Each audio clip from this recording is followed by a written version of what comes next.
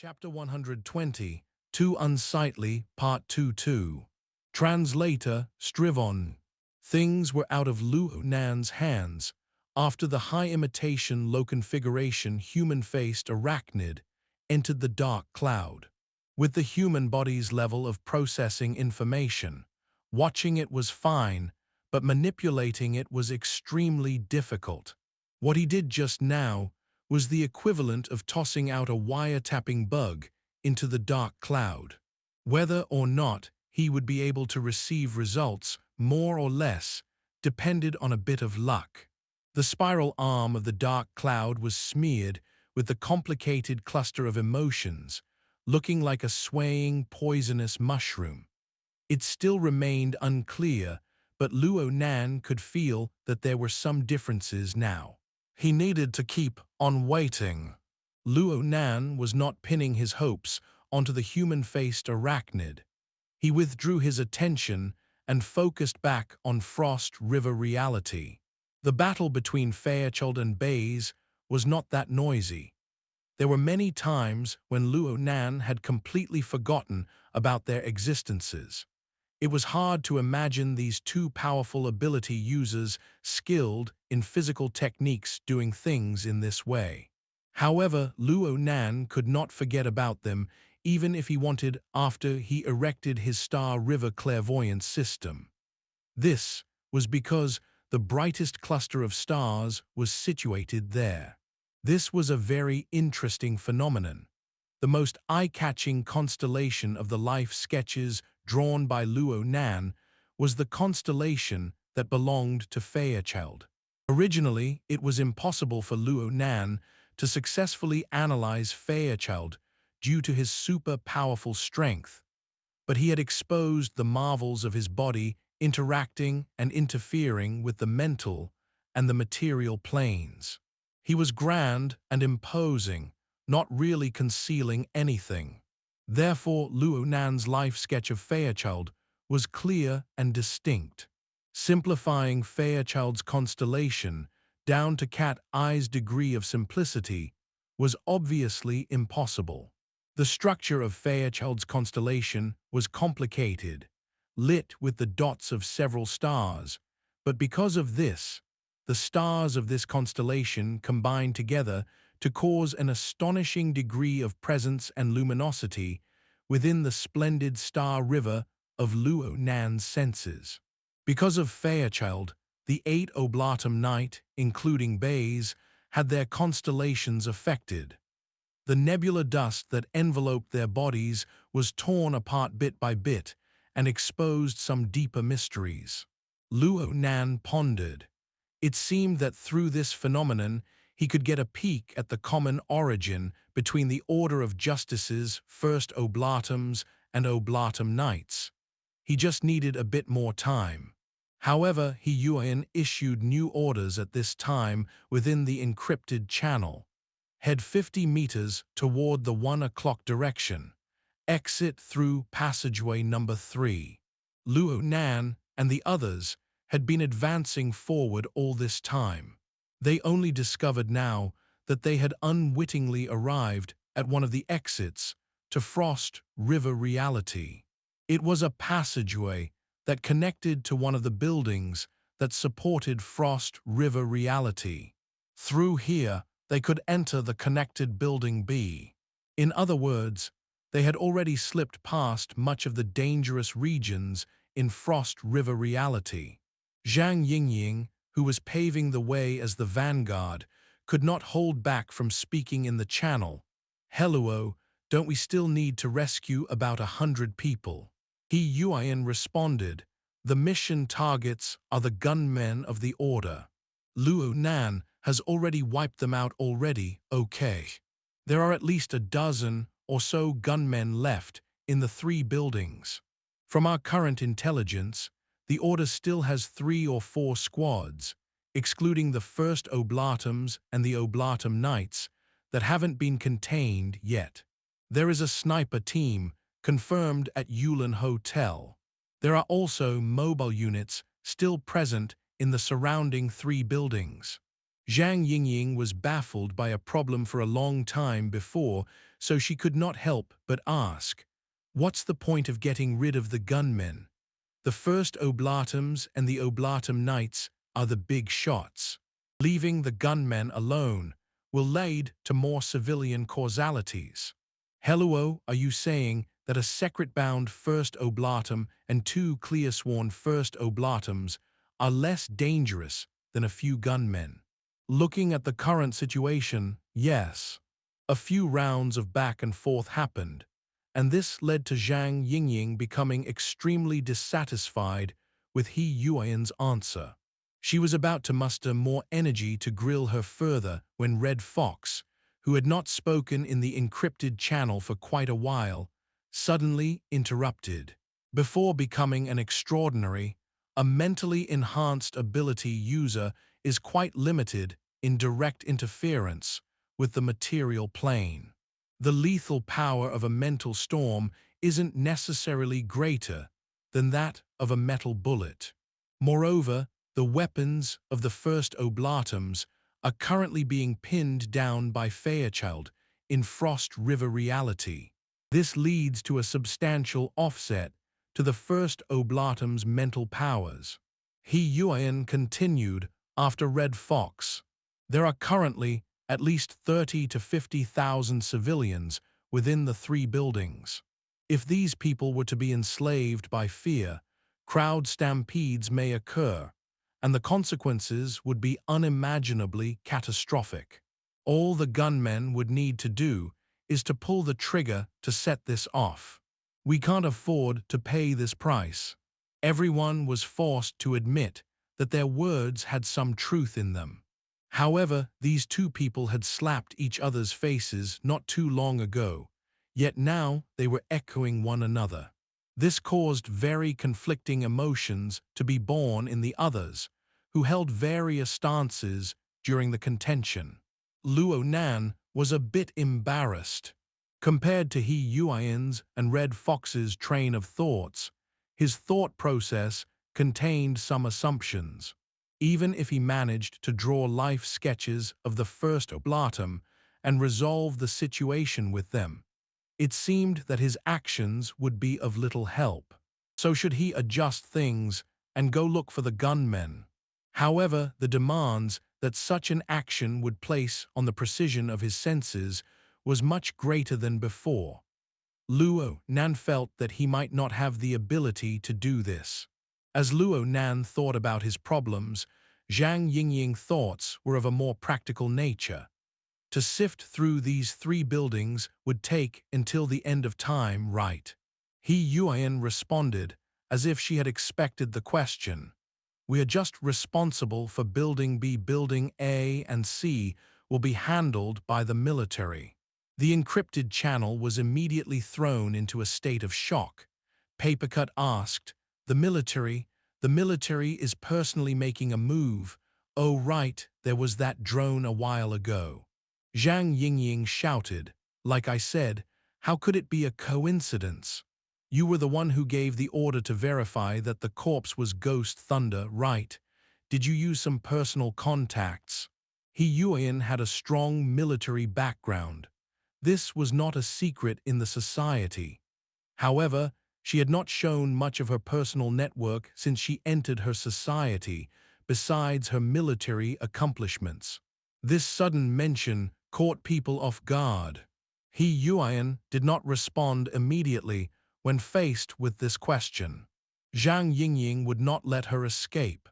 "Hello, won't bringing the military into this complicate things, Secretary He Yuan responded 2 seconds later. "It's an official collaboration." "What?" He Yuan moved on from this topic. She simply said, "Enter Building B in 30 seconds. Red Fox, Bamboo Pole, Paper Cut remain responsible for Yulin. Pay heed, we need to resolve the situation with the gunmen within 5 minutes." A countdown interface appeared within the encrypted channel after He Yuan issued these orders.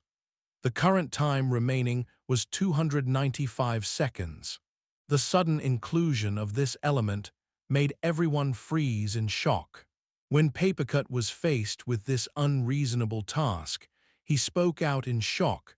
"We don't even have the time to run back from there to Yulin Hotel." In Papercut's moment of doubt, Red Fox did not speak a word, and instead turned around and left.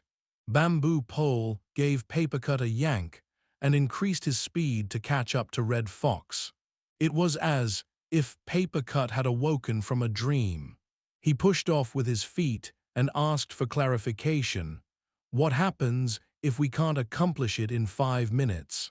"We make an emergency action plan after 285 seconds. We can't predict what changes will occur by then. Move faster." Huyan urged the team to move faster and issued the operational procedures one after another. "The Special Forces will form a second squad. Upon entering Building B, they will act as the vanguard, clearing the way and maintaining order. As for everyone else, Mr. Luo, Yingying, and White Salt will form a team upon entering the floor. They will head down. Cat Eyes and I will form a team and head up. We will quickly search and handle the gunmen as we make contact with them."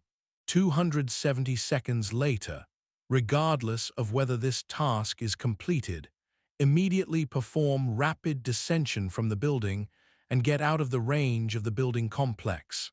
She matched the timer interface perfectly every time she mentioned the remaining seconds. She notified everyone to deploy themselves in teams, and that time was being endlessly consumed. As the group of people took in the amount of time remaining, Huyan spoke specifically to Luo Nan. "Mr. Luo, you need to concentrate your energy. You can't afford to be distracted." Luo Nan was stunned for a moment, having understood the meaning behind her words. It was at this time he heard some information with his ears. It was spoken seemingly regretfully, but also mockingly. "How unsightly. So I'm out on travel for a few days. Releases will be sporadic, but still 5 days a week." Chapter Synopsis. Luo Nan views Thing on his star atlas, and can see Fairchilds and bays extremely clearly upon it due to the radiance they emit. The light of Fairchild's constellation helps him see through the nebular dust around the Oblatum nights, and find the link between the nights and the First Oblatums. Huyan expands on their mission to wipe out the gunmen of the Order, stating that leaving the gunmen alive will lead to more civilian casualties. They are responsible for Building B, while Building A and C will be handled by the military in an official collaboration. Huyan sets the time limit to 5 minutes, much to everyone's surprise. Huyan warns Luo Nan not to be distracted, but he hears someone say, "How unsightly." Chapter 121, Two Worlds, Part 1-2. Translator, Strivon. Luo Nan's mind suddenly jerked. This information had come out of nowhere. It did not come from anyone in the team, and it did not seem to be directed to anyone at the time. It filled the air and resounded in his mind just like that. He froze in a state of stupefaction, but then realized that this was the result of the progress made by the human-faced arachnid. He used his clairvoyance on the dark cloud connected to the spiral arm of the Star River. He could clearly feel the dark cloud decrease in density. More and more fuzzy starlight radiated out along with some energy and information. The energy and information were converted and analyzed through the human-faced arachnid. Those words did not seem to be a part of a real-time dialogue exchange. Instead, it was more like the intense thoughts of someone's mind. These thoughts produced and spurred a continuous stream of information for a time. It looked like the person within the dark cloud was in quite a bad mood. Luo Nan tilted his head and looked up. Through the metal frames and the transparent glass ceiling, he was able to see the outline of the high-rise covered in pitch-black darkness. No light was able to escape. It was vaguely like the dark cloud within his senses. In fact, their party of people was charging toward one of the dark clouds, and it was the one containing endlessly changing rays of emotion that Luo Nan was focused on. The target, who he dubbed the poisonous mushroom. What a coincidence! Luo Nan's gaze locked onto a corner of the rooftop. His naked eye could not see where the edges began, but he was able to see it on the mental plane. The malicious intent concealed deep within the atmosphere grew clearer and clearer as they drew closer and closer. Though Yuan had warned him not to get distracted, what if the First Oblatum was trying to interfere with them? Luo Nan sent a message within the encrypted channel. It seems like someone has his eyes on us. It's that egotistical fellow. Yuan's response brimmed with the taste of this being a matter of course. As long as we're inside one of the three buildings, we will catch the eye of at least one First Oblatum. Don't bother with them. Don't get distracted. This was the second time that Yuan warned him. Luo Nan's feet practically did not touch the ground anymore. He was being carried by Zhu Lei and Cat Eyes. As they rushed down the connecting passageway, Zhu Lei whispered into his ear, "She didn't mention me at all. You're certainly going to follow your dad." Before Luo Nan could finish talking, Yuan suddenly opened her mouth and asked, "Zhu Lei has already obtained his sign, right? I achieved something small over the past 2 days." "Huh?" Zhu Lei was suddenly shocked. He turned and said, "How did you know?" Yuan did not respond. She issued further orders in the encrypted channel. Zhu Lei group with Mr. Luo. Follow the time requirements. Whether or not the mission is completed successfully, we must all leave the range of the buildings at God's speed. Before Zhu Lei could even react, and just as Zhu Weilan was about to talk, after recovering from the sudden shock, a new message scrolled through the encrypted channel. "Hello, sister. It looks like your standard for distributing people is based on being an awakened. Does the society have a particular purpose for this deployment?" Bai Xinyan was the one who sent the message, but Yuan did not respond whatsoever. Zhu Weilan's words were blocked by the lines of Bai Xinyan's message. In the face of this totally unknown context, the worst thing he could do as a special police officer and as a father was to guess around wildly in speculation. Their party of people entered the floor of Building B at this time. The Special Forces formation dispersed automatically, and Cat Eyes and Yuan separated out from the team to stand together. Zhang Yingying pulled Bai Xinyan toward her and grabbed onto Luo Nan and Zhu Lei as well. "Do you know why you need to concentrate?" The two high school students shook their heads. "The following moments are certain to be extremely intensive." Zhang Yingying winked and was about to add more, but then she saw Zhu Weilan walk over. She shut her mouth and walked with Bai Xinyan to the side. Luo Nan hurriedly made room and gave the father and son some time to talk. Only the exchange between the Zhu father and son was far more straightforward than they could possibly imagine. The two were both magnificent men. They gave each other a hearty hug. The thick exoskeleton armors between did nothing to block their feelings. "Do your best. Be careful." The time was continuing its countdown, so they did not have much time to talk. Their words lingered in the air as the glass wall next to the exit was smashed into pieces. Glass shards flew and fell before a whistling gale entered through the hole. Zhang Yingying cast a glance downward. "The gradient is fine, it's not the straight vertical type." In this very instant, Zhu Lei was able to feel the tension in his father's embrace. He split his mouth into a smile and broke free. "Rest easy, things will be fine." Zhang Yingying turned to look. Has Zhu Lei rapidly descended from high buildings before? Zhu Lei maintained a confident smile. My master taught me the ape traversal technique before. I've also learned a bit of extreme parkour. I've done it before at high floors, but not for long distances. Excellent, Zhang Yingying gave him a big thumbs up. Having Luo Nan be such a burden will cause white salt, and I to squander away quite a bit of our energy for him. You need to look out for yourself. Now is the time for martial artists to crush the mentally enhanced. A couple of figures flickered next to Zhang Yingying as she was halfway through her words.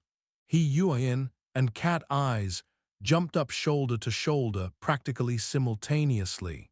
They faced the wild gale and jumped into the dark void. Their figures flipped and they flew vertically up. He Yuan just left a single message in the encrypted channel. Time is of the essence. They had no chance whatsoever for careful planning and preparation due to the time constraints. The habitual actions from normal times determined one's effectiveness in this sort of situation. Right now, the building was without power. The elevator was out of operation. Yet they had to complete the entire journey within 4.5 minutes.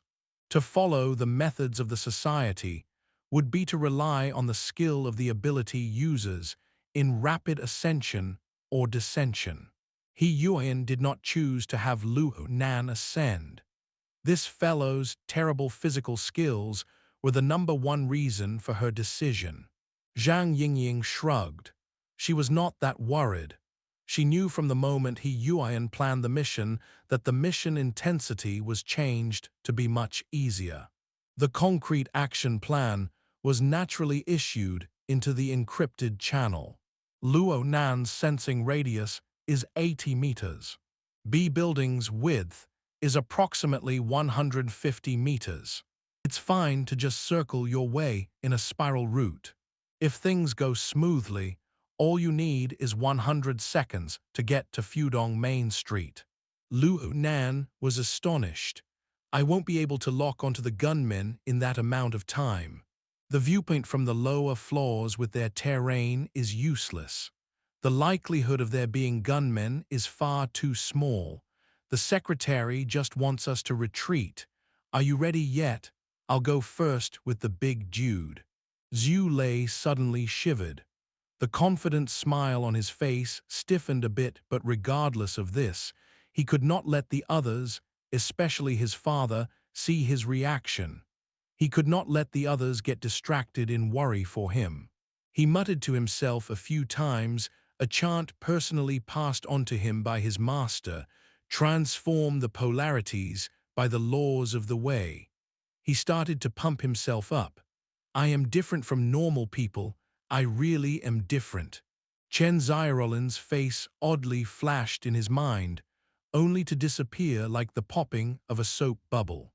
The gale of darkness had eroded his physical sensations, but now the yin-yang fluctuations within his body were restored once more to a warm state. In addition, his remaining bit of doubt and hesitation were dissolved to nothingness. Zhu Lei grew even more certain that he was born for this kind of situation. He turned slightly to lock eyes with Luo Nan, the friend who had drawn him into this wonderful world, and the two bumped fists. Let's go! Zhu Lei yelled as he jumped into the darkness of the void outside, and Zhang Yingying jumped out at practically the same time as him. The last one to come out was Bai Xinyan. She held onto Luo Nan's waist with a single arm. Zhu Weilan followed 2 close steps behind them. He reached out with his head to look down and was able to see his son. Zhu Lei was keener than any ape or monkey. His long arms just smacked against the glass wall a few times to push off, and he slid in an arc. He flew all the way down, as if he was riding a skateboard. Soon their figures were lost into the night. Zhu Weilan was lost in thought when a large gale suddenly swept over him in a pressing chill. He felt something, and he lowered his head to look at the format pyramid on his chest. The mark was faintly distorting and rippling. It was unknown if it was due to Luo Nan leaving. Chapter Synopsis. The words Luo Nan heard comes from the thoughts of one of the First Oblatums. This First Oblatum is quite dissatisfied. Luo Nan warns the team that the egotistical First Oblatum, Enchingli, has his eyes on them. It is likely that Luo Nan was able to hear the words due to the low configuration high imitation human-faced arachnid he tossed into the dark cloud in the previous chapter. Ouyang warns him not to get distracted by the First Oblatum and just focus on their mission of eliminating as many gunmen as possible in their limited 5-minute time frame and escape from the building. Zhu Lei wonders what his task is, as everyone else on the team was given a task. Ouyang asks if he has obtained his sign, presumed to have something to do with the martial arts he trains in. Zhu Lei confirms, and Ouyang assigns him to be with Luo Nan to move down the building. Zhu Lei says goodbye to his father. Ouyang and Cat Eyes go up the building. Zhu Lei pumps himself up as he jumps out to slide on the side of the building to descend down along with Zhang Yingying, Bai Xinyan, and Lu Nan. Chapter 122, Two Worlds, Part 2-2. Translator, Strivon. At the center of the platform atop Building B, the gear-like graphic structure hummed in operation, establishing a refined and marvelous formation. Rays knit closely together like a cocoon of light, wrapping Enchingli within. Within this shielding layer, Enchingli openly revealed a face that was green with emotion as he ground his teeth.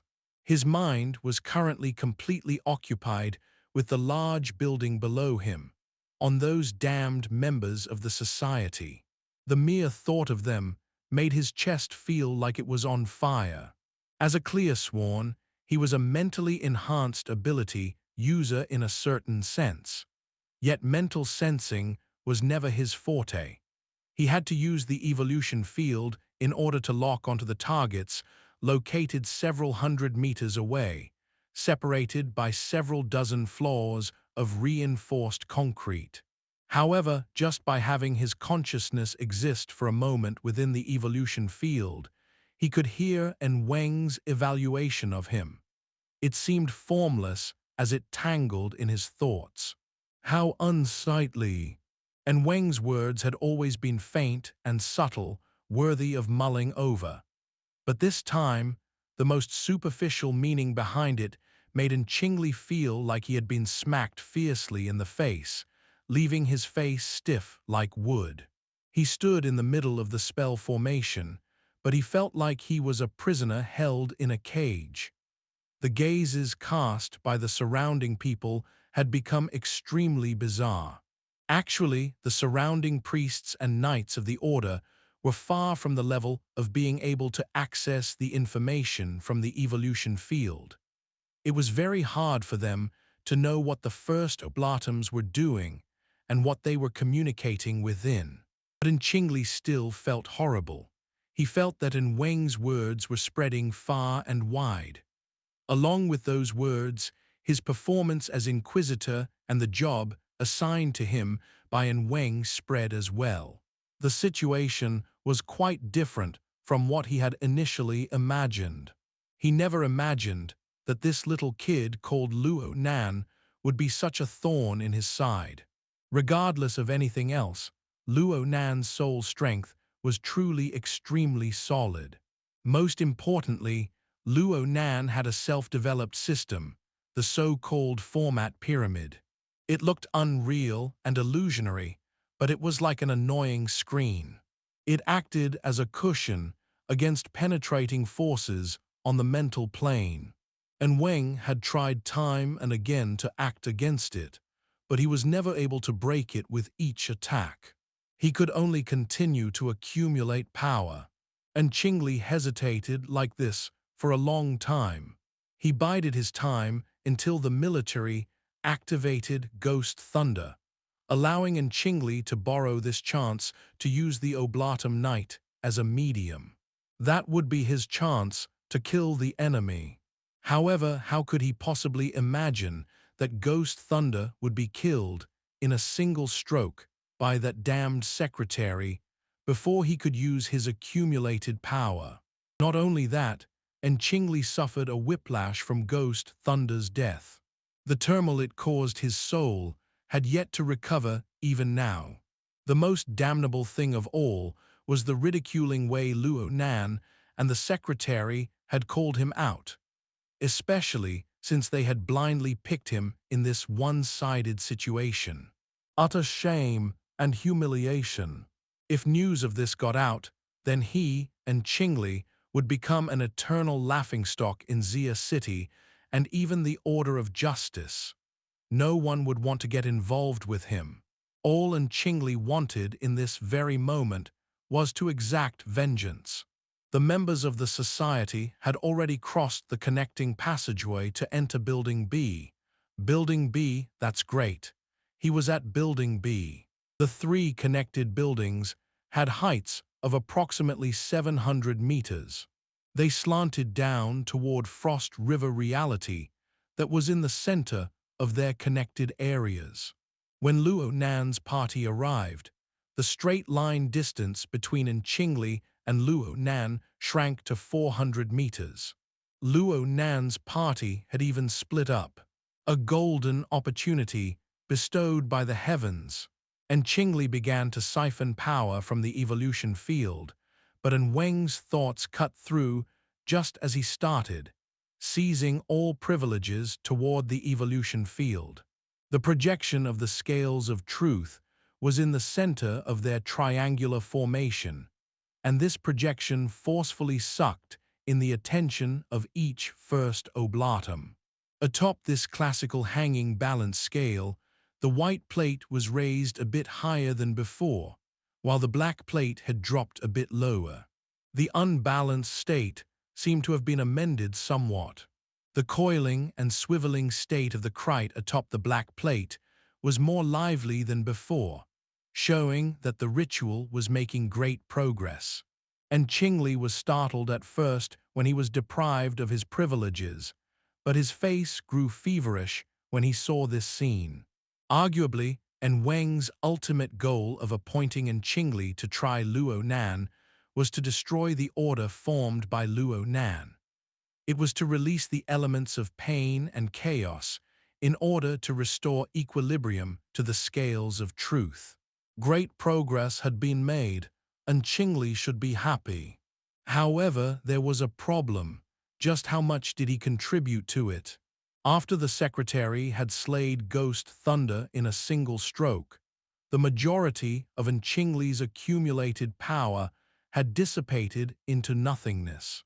He might have caused those unfortunate civilians trapped in Frost River reality to be scared out of their minds, but the chaotic element from those 100 or so people was simply negligible. What truly affected the balance of the scales were the civilians' panic due to the power outage of the three buildings.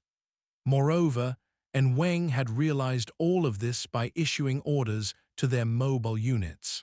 He did not use any extraordinary powers. When Qingli compared himself to Weng, he felt like a fool. However, Weng was not very satisfied with the current situation. It's still lacking. Perhaps the underlying mass I placed on the truth side is far too heavy. The situation still needs to be remedied. Zheng Xiaoro was atop another building. He wanted to ask just what in the world was the underlying mass that Weng had placed on the truth side. But at this very moment, Qingli expressed himself impatiently in his eagerness to redeem his pride and dignity. "Leave the job to me, Weng.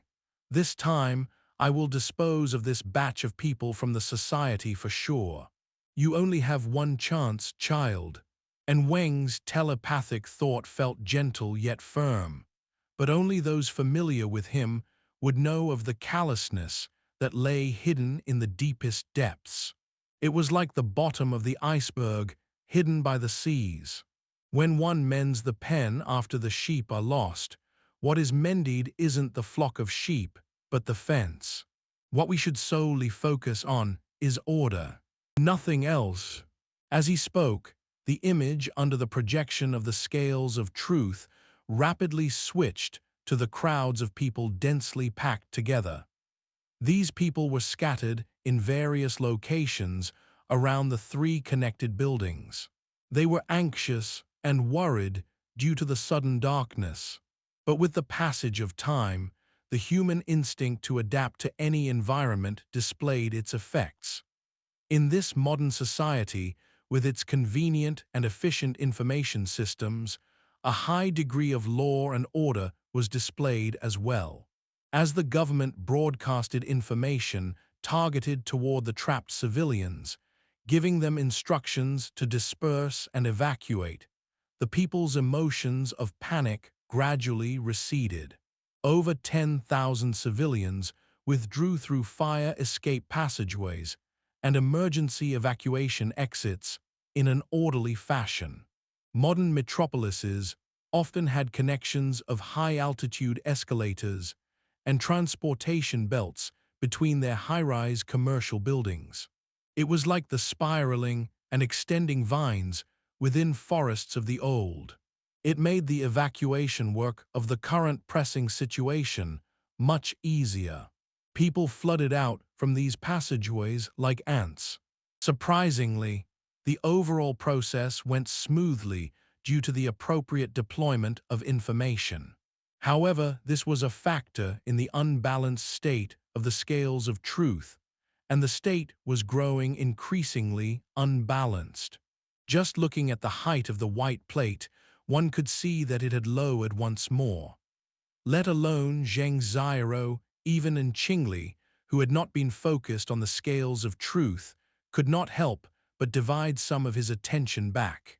Their spell ritual would fail if they could not transform the scales from an unbalanced state to a balanced state. In this case, the three First Oblatums would receive a heavy whiplash that would be far more disastrous than the one caused by the secretary killing Ghost Thunder a while ago. One order, one world.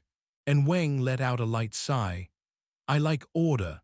Order is the brightest path to the truth, but sometimes we need to discard the inferior portions and swap them with superior portions.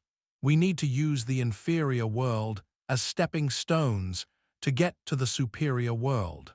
And Weng, Zheng Xiaoro felt more and more than something was wrong. Back when Weng sought to have the power cut from the three buildings, he believed Weng's actions to be quite inappropriate. But did Weng's words not indicate that he wanted to do something a step more extreme? A more extreme step. Now what kind of step could it be? And Weng's response was as clear as always. Disorder always comes before order. Birth of life always accompanies destruction. His telepathic words hung in the air as a dazzling radiance exploded within Frost River reality. The shock wave instantly flattened one side of the glass walls. Shards and fragments filled the sky, fluttering around. Streaks of 7 to 8 humanoid shadows dispersed apart within the radiance, shooting toward the three connected buildings. In mutual response to this unforeseen event, several guns sprayed with their fire atop the three buildings, tearing away the calm darkness. Check out my sporadic streaming on Twitch, https://www.twitch.tv/strivon. Chapter Synopsis. It is now the First Oblatum's perspective, and Qingli is furious for his failure to deal with Luo Nan, and for Weng's evaluation of him being unsightly. His plan was indeed to use Ghost Thunder as a medium with his accumulated power, but Yuan had slain him before he could do anything. Then Luo Nan and the secretary had even called him out. He was humiliated.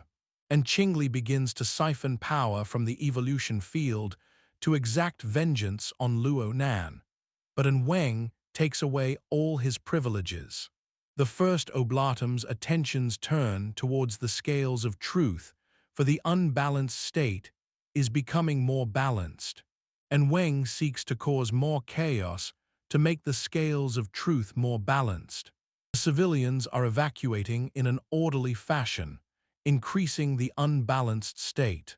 And Weng goes extremist as he has the 7 to 8 humanoid shadows, presumed to be Oblatum knights, disperse from Frost River reality to the surrounding 3 buildings. He then has the gunmen shoot into the night, presumably at the civilians. Chapter 122, The Bounds of Logic, Part 1-2. Translator, Strivon. And Weng. Zheng Xiao's mind shook violently as he was swept by emotions of panic and fright. He wanted to face Weng and bellow, "We've completely crossed the line. Everything that happened could be explained by the bitter battle with Fairchild, where it was impossible to attend to the civilians. One could even use it as an angle of attack. It was quite common for enemies, that is Fairchild, to choose battlefields that were not their side's expertise.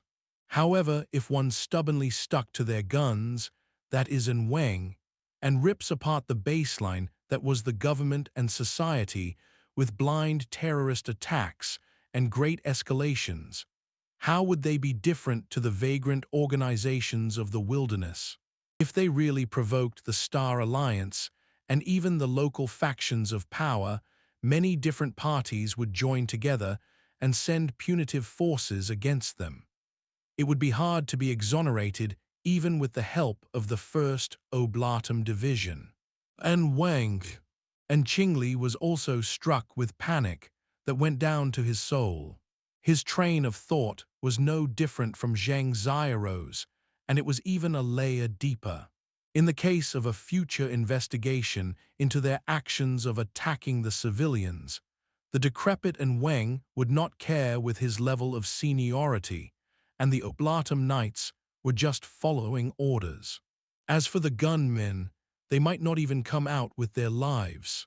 In the end, the ones who would bear responsibility would be Qingli and Zheng Xiao. The terrible expression on his face was likely turning even uglier. Well, regardless of how uncomfortable Zheng Xiao and Qingli were with the situation, it was impossible for a detonated state to return to zero. As the gunfire splattered wildly around the darkness, the true terror that was the Oblatum knights accelerated and pushed off from the triangular spaceship that was Frost River reality. They leaped through the air, their targets being the surrounding 3 buildings. Intense light exploded behind them, entwining with the chaotic red and blue lights of the police. It heralded the spectacle of chaos that was to follow. This was by no means a diversion or an enlargement of the battlefield. The Oblatum knights were simply causing destruction, likely of the wanton nature. Baze. And Qingli believed that he and Baze had a bit of a friendship going on, so he could not help but contact Baze. He wanted to ascertain just what sort of plans Weng had in mind. He knew that his actions were meaningless, but if he could not clarify this point, he would simply suffocate. However, Baze did not have a response whatsoever. As Qingli tried calling over and over again as his scalp grew numb, it was as if his consciousness had suddenly fallen into ice. He was unable to send out any telepathic thoughts. Baze is much busier than you right now. Why don't you do something more meaningful, like keeping quiet? And Weng's thoughts circulated within the evolution field. He had become the master of it all, leaving Qingli to shrink into a corner like a decorative pillar. The thoughts of these few people entwined only for a brief moment. Right now, several people's eyes were branded with the gunfire splattering within the large buildings. However, the trajectory of bullets came tearing through the night from a different direction. The bullets pierced the glass walls, ripping the figures of the gunmen to shreds. All that remained atop Building B was the lingering sound of gunfire. The evolution field faithfully transmitted these changes back to the First Oblatums, forming an image.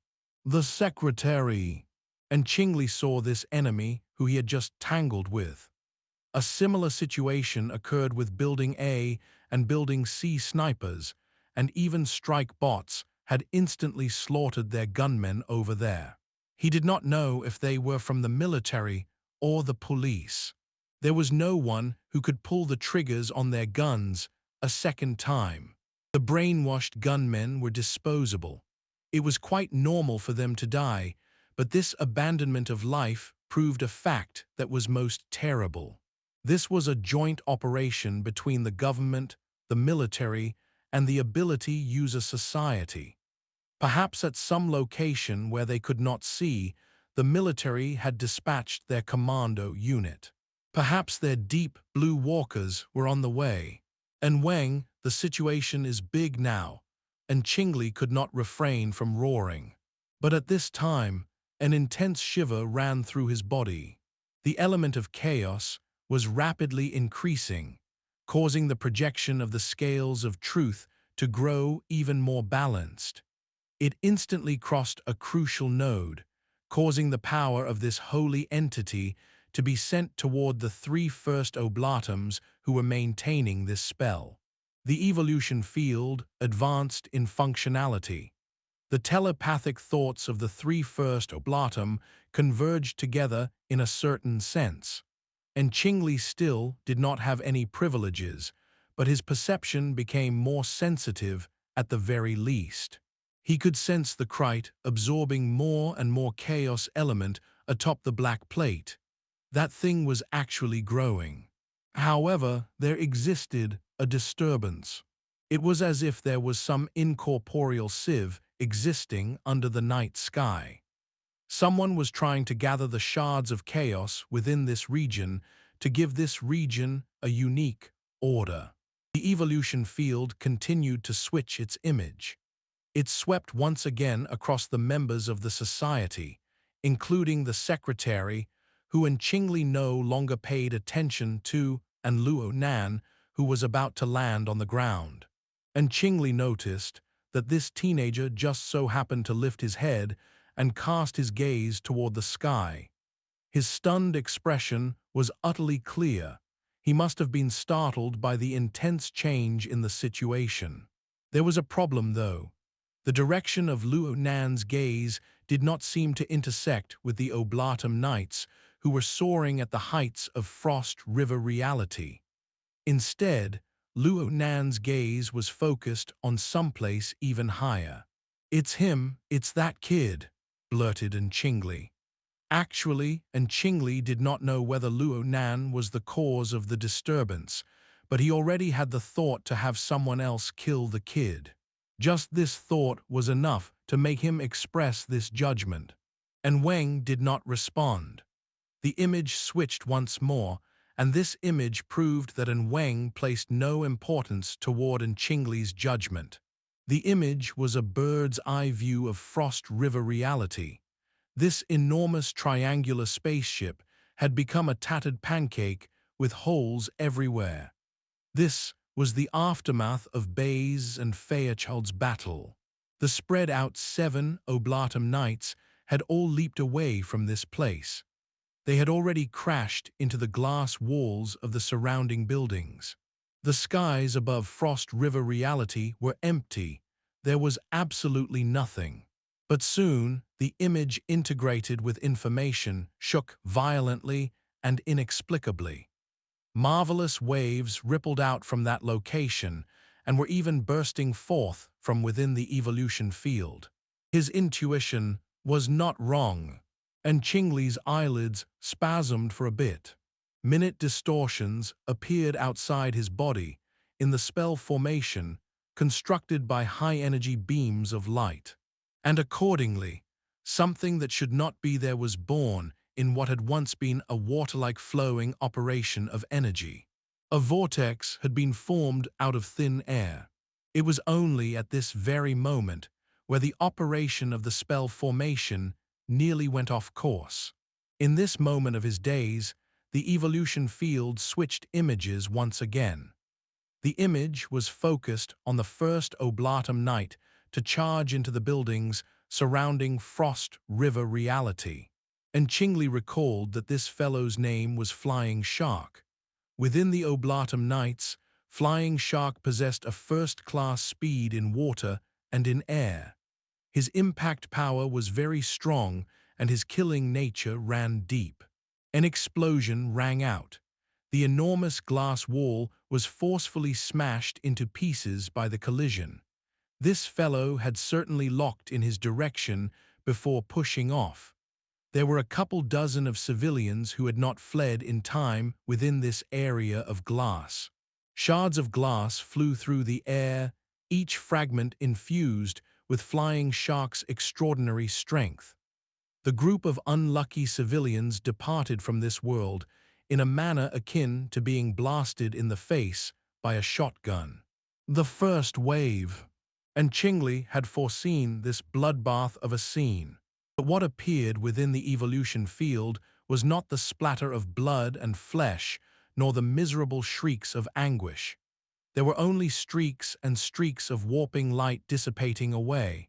Then there was nothingness. Where are the people?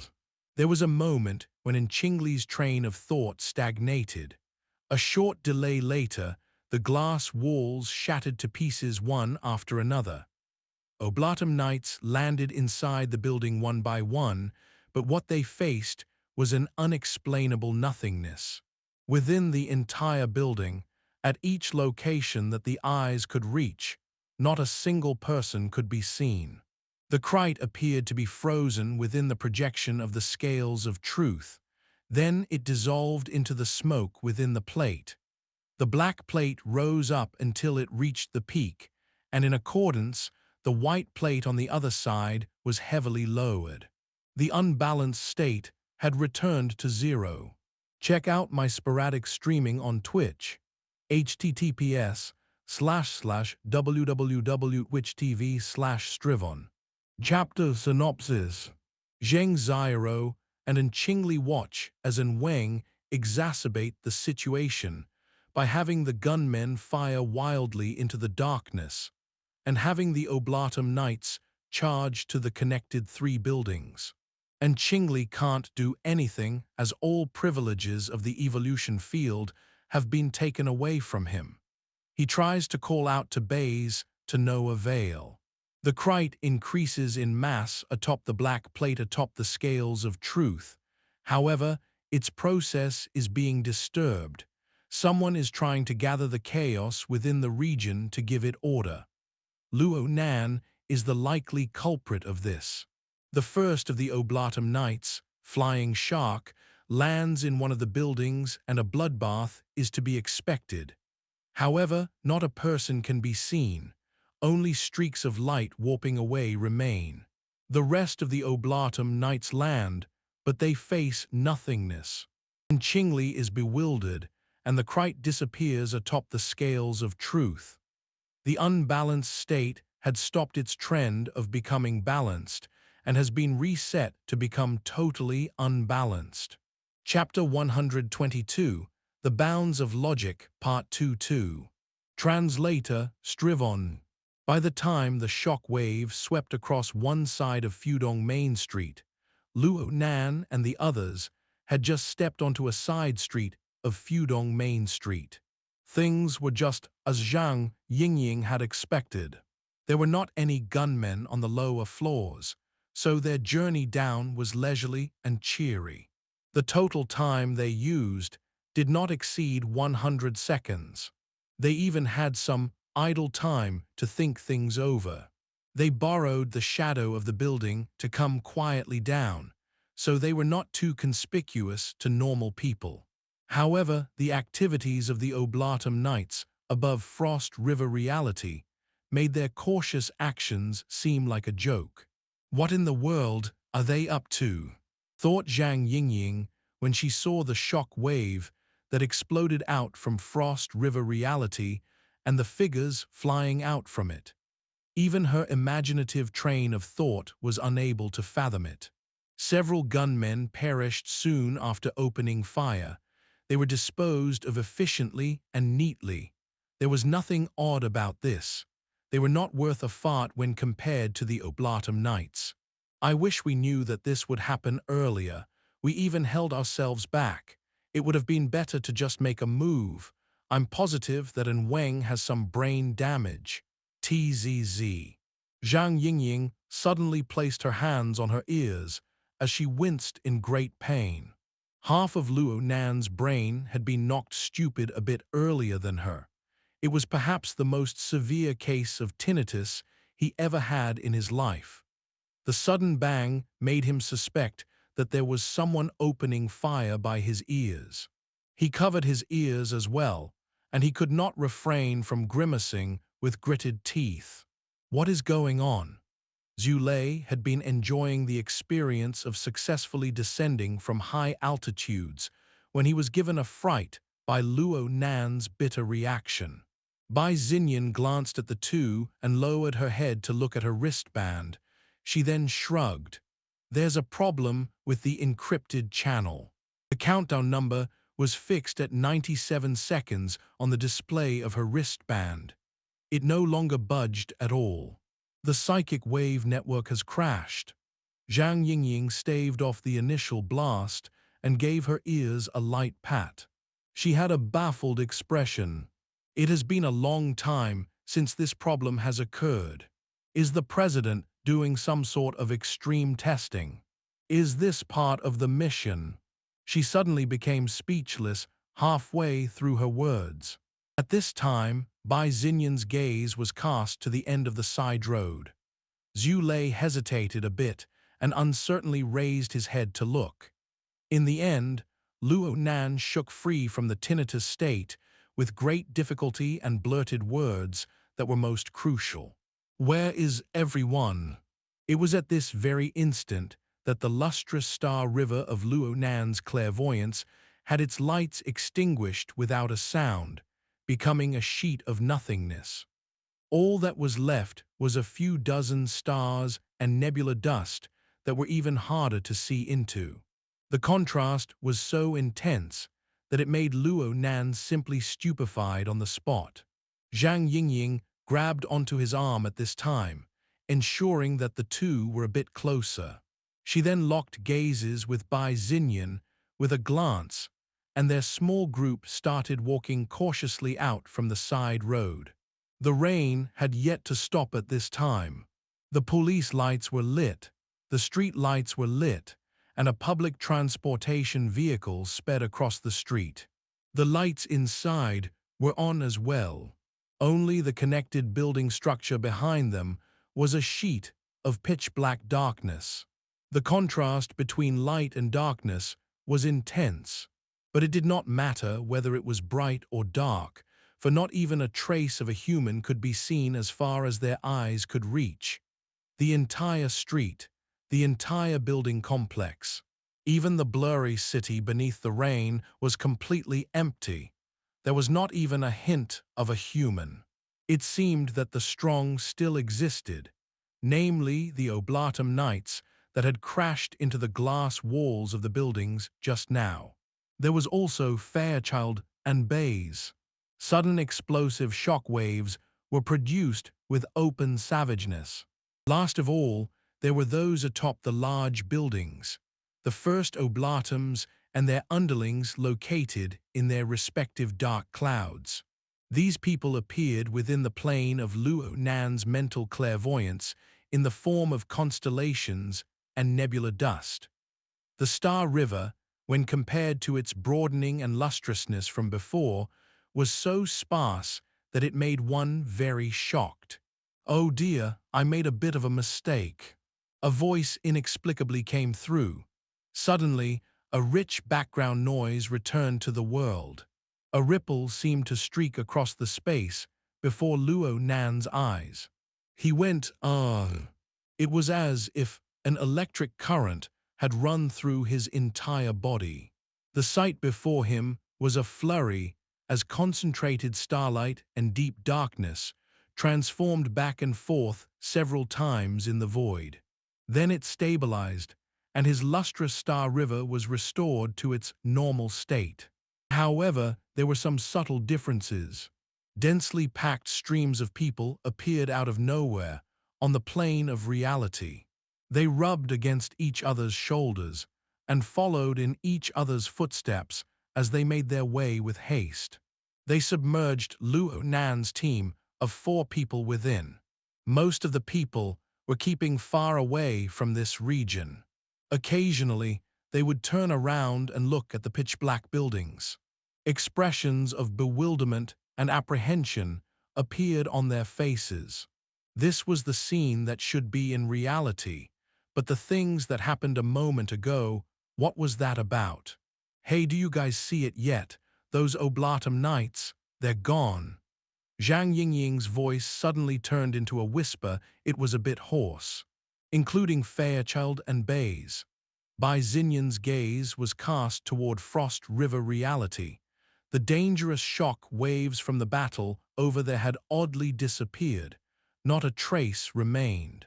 All that was left was the ramshackled outer walls of the building. Luo Nan mentally added, it even includes the 3 First Oblatums atop the buildings. There on the other side. Bai Xinyan muttered to herself in thought for a few seconds before whispering, it's like the legendary power of spatial manipulation, spatial rifting. A section of space and time is cut out and duplicated. Or perhaps it's a projection of the world. I've only heard in rumors that some extraordinaries who call themselves gods possess this sort of nearly incomprehensible space-time ability. Spatial rifting, Zhang Yingying knew of this famous term quite well, but mostly in fantasy works. She could only shrug helplessly. Right now, the only extraordinary out in the open in the entire metropolis is the president. The 2 beauties, each with their own special characteristics, locked gazes. Zhang Yingying touched the lobe of her ear subconsciously. The encrypted channel had yet to be restored. The mess with the psychic wave network still remained. However, all they wanted to do was understand the situation. They could use their wristbands, old technology. Zhang Yingying began to make a call.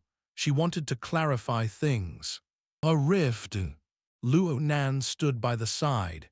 He naturally heard the dialogue between these 2 women. He blinked, and his consciousness flowed, diffusing through the void. The lustrous star river of his clairvoyance remained just as it had been before.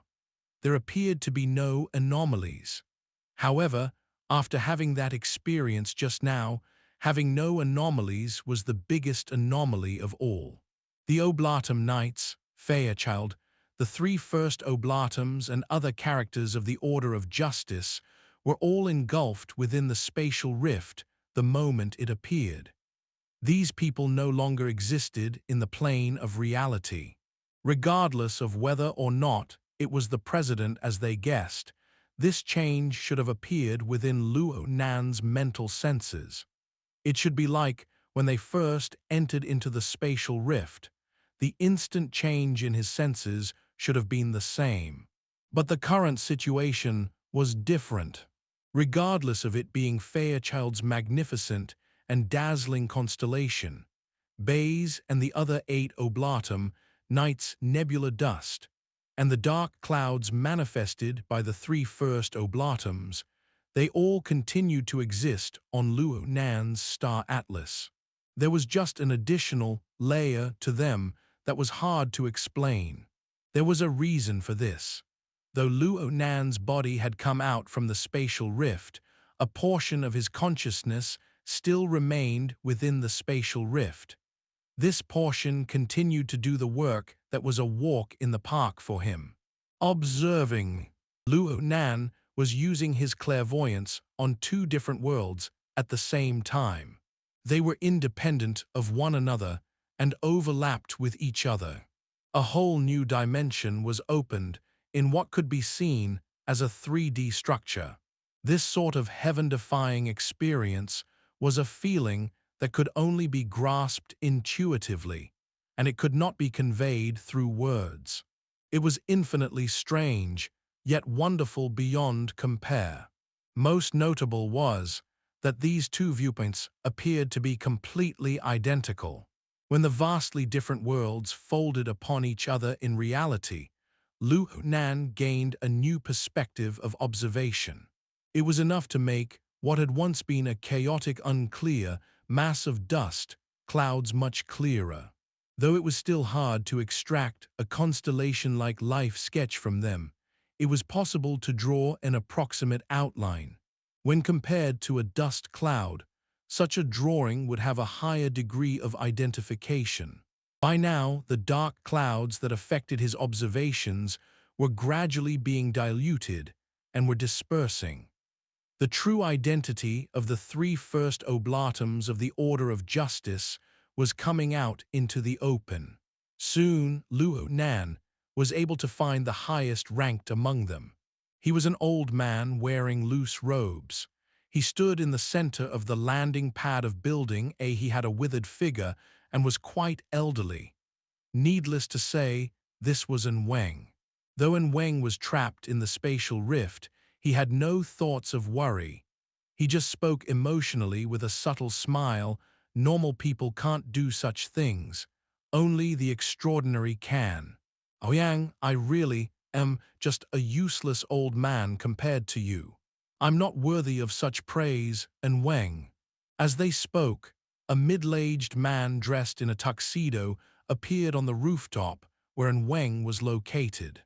His clothes were as if he was attending a dinner party. They were a dozen or so meters away from each other, and this middle-aged man gave a slight bow to the centenarian and Weng, showing some etiquette. This world I have established is called logic, though there are quite a few inconsistencies with it. Any idea can form an experiment. Any result can be obtained from a laboratory, all as long as a few iterations are done. Since today I have this chance, I ask Weng and all my guests for some valuable criticism. Check out my sporadic streaming on Twitch, https://www.twitch.tv/strivon. Chapter Synopsis. It is now Luo Nan's group's perspective. They make their way down the building to a side street when suddenly a loud ringing happens in their ears. There appears to be a problem with the psychic wave network. The group then finds themselves alone in the city. Only the strong remain, namely the powerful members of the Order and the Society. President Ouyang Chen realizes he had made a mistake, and the ability user society members return to reality. Lu Nan sees the crowds of civilians once again. This ability of Ouyang Chen is called spatial rifting. The members of the Order no longer exist on the plane of reality. They are now trapped in Ouyang's rift. However, Lu Nan can still observe what is going on there. Part of his consciousness still remained within. The perspective shifts to Weng and Ouyang. Ouyang states that he calls his world logic. Chapter 123, Demon Claw, Part 1-2. Translator, Strivon. Ouyang, President Ouyang Chen. Lu Nan finally understood the meaning behind He Yuan's orders. No wonder she paid no heed at all to the strong members of the Order. She had been waiting for this all along. Lu Nan had never seen Ouyang Chen in person, but his great fame was like thunder piercing the ear. After all, the president of this branch was an instructor on inner logic theory. He invented the hexaeder and established the psychic wave network. The Ouyang Chen he saw in such a way today was quite consistent with the image he had imagined. Ouyang Chen did not feel a bit unfamiliar at all. And Weng and Ouyang Chen were even more familiar with one another. They had both been in Xia City for many years, keeping each other in check and balance. The two had dealt with each other before. They dealt with each other more often than their respective members and believers. This centenarian old man lifted his head and looked up into the night sky, which was no different than it was before. He whispered, "Logic world, I remember, you've discussed such similar concepts with me before. It was just a consultation." Ouyang Chen remained humble and low-key. "But I rejected it." And Weng recollected those times and became rather emotional. Ecclesiastics and researchers were the same. They both headed toward the truth. However, our kind won't place the holy entity onto the experiment table. We will always have a forbidden region we cannot enter. Whether it be due to reverence or fear, we ultimately need to avoid it. We are different from researchers in this way. You all trample into the realm of the divine as you wish. Ouyang Chen listened to Weng quietly and did not refute. He just stood there as an extraordinary, causing all those besides Weng on the landing pad to feel restless and anxious. In fact, the dialogue between Weng and Ouyang Chen was broadcasted to the other two First Oblatums through the evolution field. Regardless of Zheng Ziro or Qingli, their instant reaction was no different from swallowing a live bomb. Zheng Ziro closed his eyes while Qingli groaned. "This fellow came out from his laboratory. It must be because we crossed the line." "Oh, hell." And Weng smiled and said, "Ouyang, my children don't really understand you. They don't understand your work." Ouyang Chen's gaze flitted from the complicated lines of light outside Weng's body as he lifted his head to look at the sky just like Weng had done. He appeared thoughtful, but he did not answer Weng immediately. Weng soon retracted his gaze and analyzed Ouyang Chen's actions like an old friend, like an elder. "You were never an inventor. You're a theoretical researcher. Once you've grasped a question, you will revolve around it. You will conduct research, all the way until you form an entire system that has value. One example is when you established your psychic wave network. Other people only saw that it granted convenience, but I know that you're researching the soul. You are researching mental power, researching the existing nature of the mental plane in regards to the material plane. You want to understand clearly the power that distorts reality. You want to understand where it comes from." Ouyang Chen observed the old man's mottled face with great attention. He calmly replied, "This is what I've been chasing after all this time. According to the teachings of your order, it is the source of the world's transformation." "Oh yes, the opening of the gate of truth." And Weng said this key vocabulary with such ease, causing the other two First Oblatums' scalps to go numb. So this old fellow really had this plan to use the fierce conflict with Fairchild as a facade to cover their true intentions. "I feel like we're all a joke." Zheng Ziro and Qingli used a private line to communicate with each other. "There's certainly something wrong with the old man's brain capacity. Or perhaps he didn't even consider us at all. We should think of something." Zheng Ziro suddenly could not hear him. The private line was inexplicably severed, and at the same time, an utterly ice-cold telepathic thought cut through his nerves to slowly grind against him. And Qingli was even worse off. Zheng Ziro closed his eyes and opened them again. It was without a doubt that the old man knew of the existence of the private channel between him and Qingli all along. The old man had just kept one eye closed and let them whine all this time. Perhaps Zheng Ziro should be thankful. Even though this was a private conversation, he never spoke ill of Weng due to his caution and wariness. However, now Zheng Ziro was worried that this old man was reviving old grievances. It was incomprehensible. Why did Weng suddenly put on an open attitude and come clean with his plan? It was as if demons and gods were at work. For some odd reason, Zheng Xiao's attention shifted toward the core of the evolution field, toward the projection of the scales of truth. The unbalanced state still persisted, but Zheng Xiao noticed something with the white plate. Though it originally had been lowered all the way to the bottom, it had lifted up a bit at an unknown time. The Krite had manifested again on the black plate and had started to regain vitality. So where in the world was the chaos element causing this?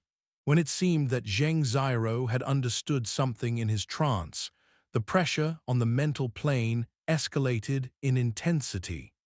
It was ice-cold and heavy, making his train of thought unable to advance a step further.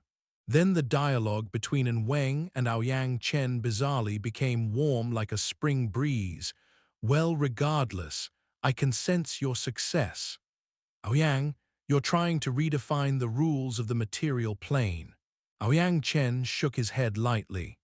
If there really is such a form, I hope it is reproducible. But so far all I can do is pinch out a specious model, a minor copy. At the very least, here is a battlefield where one can go at it freely. It's enough to lessen the effects toward the normal world. Look, Fairchild and them are fighting it out quite delightfully. As Weng spoke, Frost River reality was no longer able to bear the explosive battle of the two powerful ability users going all out. Frost River reality was severed from its connection to Building A, and half of its structure hung toward the ground. The figures of Fairchild and Bays flew out at practically the same time as they crashed into Building A. Even more powerful shockwaves blasted out, causing the glass walls of several dozen floors around them to shatter. The shards fell like rain, and the entire building seemed to be shaking.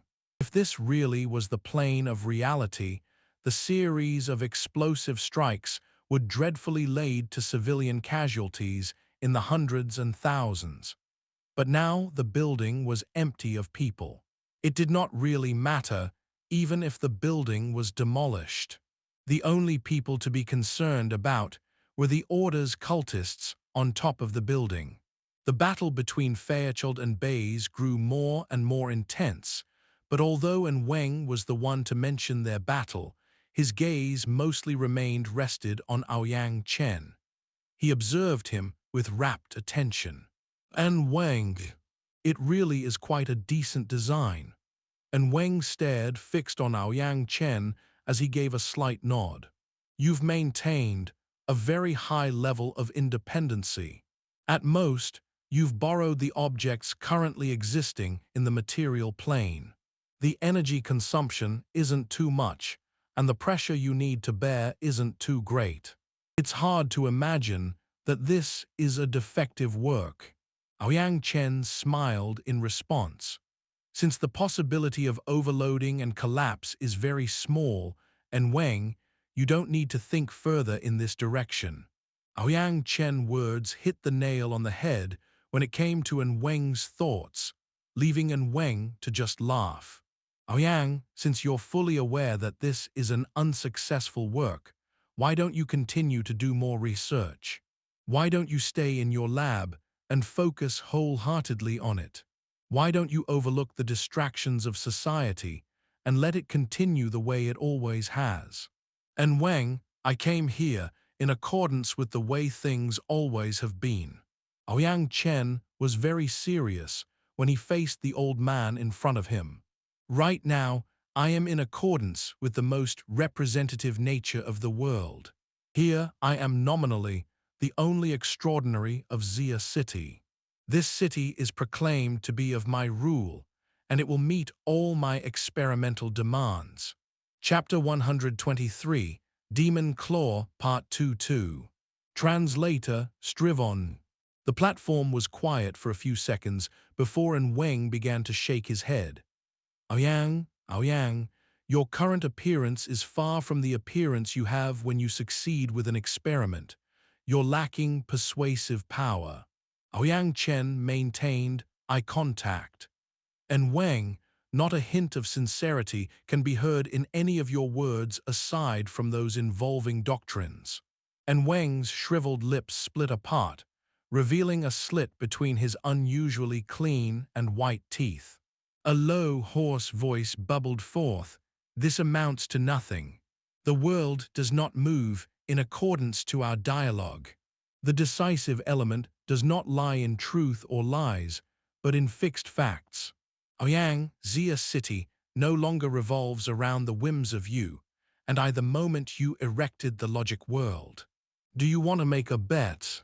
Ouyang Chen truly considered Weng's question seriously, but he just sighed silently in the end. All I've done is section off the channel that gathers elements of chaos, nothing more. I believe your First Oblatums have already abandoned the idea of sacrificing themselves. And Weng did not react to these words, but the other two First Oblatums atop their respective buildings shrank a bit. It was as if they were hit on the head by a bat. Zheng Xiaoro was speechless. He had the premonition long ago, he just suppressed it, that was all. He became more awake, and the shock of it all was lessened quite a bit. And Qingli was the one who had been truly knocked awake. He spoke, losing his voice. What self-sacrifice? As his words hung in the air, and Qingli's thoughts cut through into the evolution field. He had never been a fool, but the several setbacks within this short period of time had caused his mind to be not as clear, nothing else. After being warned by Ouyang Chen, he looked at the changes with the projection of the scales of truth. The key point that he had once neglected manifested itself clearly at last. The two worlds are isolated, and I am within the spatial rift. There aren't any terrified civilians, so where is the chaos element coming from? How could I have forgotten this simplest logic of all? And Qingli's gaze swept to his underlings who had vacant expressions. And Qingli then looked at the structured lines of light outside his body, and a cold sweat dripped down him. He wanted to reach out with his hand, but then he discovered that he was restrained by Weng as a means of punishment. He was not even able to move a single finger an inch. Yet at the same time, the power he had accumulated within his body linked closely together with the lines of light outside him. His power was being siphoned away layer by layer, flowing into the evolution field. This was a spell, so energy consumption was necessary. In addition, Qingli had suffered a whiplash earlier on. He felt weaker than normal, so he was not as sensitive to the loss of his body's energy. It was because of this that he did not realize that energy was being siphoned from him during this period of time. Additionally, the amount of energy far exceeded what was necessary to maintain the spell. More than half of the power that he had accumulated for many years had been siphoned away without his knowledge. It was without a doubt that this power was all transformed into the mass atop the scales of truth. It was to correct the scales of truth's damned unbalanced state. And Qingli already had over half of his power drained away, but the siphoning speed was getting worse and worse. And Qingli could not refrain from cursing, "Old man, you've gone mad." As he let loose his curse, light and shadow fluctuated between the three buildings. The evolution field was turning tangible from its previous incorporeal state. It had manifested within the void to declare its existence to all. The rest of the magical symbols and diagrams did not amount to much, as all their gazes were focused on the center of the enormous scales. There existed a black plate and a white plate, one raised, one lowered. The critical, unbalanced state was revealed to everyone's eyes. One could see that the layout of having the white plate lowered and the black plate raised still remained, but there was an opposing trend. The white plate was slowly rising, while the black plate was slowly sinking. The difference in mass between the two sides was gradually leveling out. Of course, the price came from Nqingli, Zheng Xiaoro, and even Weng. Their energy was being siphoned away. Why did you choose me? Why did you choose me? And Nqingli was unwilling to sacrifice himself for this spell, though the three certainly would share the cost. The current trend would make him the first to fall. Why? It must be known that he was Weng's grandnephew. He was the youngest, and he had the highest prospects. Though he was not as strong as Weng, he must be stronger than Zheng Xiaoro by a bit, right? It could not be, because he had failed as an inquisitor at disposing Luo Nan, right? As he struggled with all his might, Zheng Xiaoro's thought cut into the evolution field. And Weng, just who did you choose as the underlying mass? A shiver suddenly ran through Nqingli like he was waking from a dream. That's right, who was the underlying mass? The underlying mass had yet to reveal itself on the white plate, but it determined the upper limit for the element of chaos. If that mass was less than the total power of the three First Oblatums, then he could still be saved. This thought was released, and the evolution field switched images. What appeared was a certain location within the building.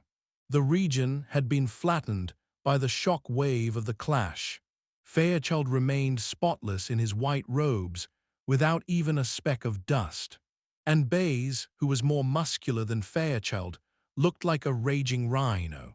He charged at high speeds, flinging his body to fly. He crashed through the glass wall to fall to the bottom of the building. This height was not enough to kill Baze, but it would be hard for Baze to get in a tangle with Fairchild anytime soon. As for the other Oblatum knights, without Baze acting as a meat shield, it was meaningless for them to charge up to Fairchild. Fairchild lifted his head and looked up. The evolution field just so happened to give him a close-up shot. Fairchild had clearly sensed that the evolution field was paying attention to him. His gray pupils swiveled to face the dusky void outside the building. Then his figure suddenly shot up in the next moment. He climbed out of the window, stood on the side of the building, and flew up vertically. The height of several dozen floors would not take him much time at all. It would be easy for him to reach the rooftop. The truth is above me. Regardless of the furious Nqingli or the calm Zheng Xiaoro, after clarifying Weng's intentions, the two First Oblatum felt like they were suffocating. An uncontrollable despair swept their hearts and souls. It was Fairchild, the strong who was a hair under the level of extraordinary. He was the underlying mass that Weng had found. Weng was the most powerful of the three First Oblatums, but he was already old and withered. No matter how strong his mental power was, his fleshly body was on the verge of collapse. The remaining two First Oblatums did not even equal Weng when added together. Just purely considering the energy of their essence and blood, even if there were two Wengs, would that be enough to match the ears of truth, Fairchild? Obviously, it was not. Since this was the case, it would be impossible to gather enough chaos element from them. The unbalanced state of the scales of truth would truly engulf them completely. Moreover, the first one to fall would be Nqingli. No. Nqingli's mind was unstable, as his energy was being siphoned even faster. He tried calling out to his underlings, and there truly were a few loyal believers who wanted to rush over to help when they saw his crazed appearance. However, they could only make it halfway across before Weng sighed. His hands extended out from his spacious robes. His thumbs and forefingers touched to form a triangle. His other 6 fingers clasped each other, forming a sealant corresponding to the evolution field. Being stupid doesn't matter. Being exposed completely bare really makes one helpless. And Qingli's mouth gaped open. His eyeballs were practically bulging out. It happened right when his eyeballs were about to detach from their sockets. The evolution field's defensive mechanism, which had been concealed all this time, activated soundlessly. The structured lines of light crossed and intersected through Qingli's loyal believers. Flames of deep darkness exploded as it ignited forth. From the outside to the inside. From the inside to the outside. It burned through these people completely. They were not granted a swift death. They shrieked miserably, their hands waving and their feet stomping.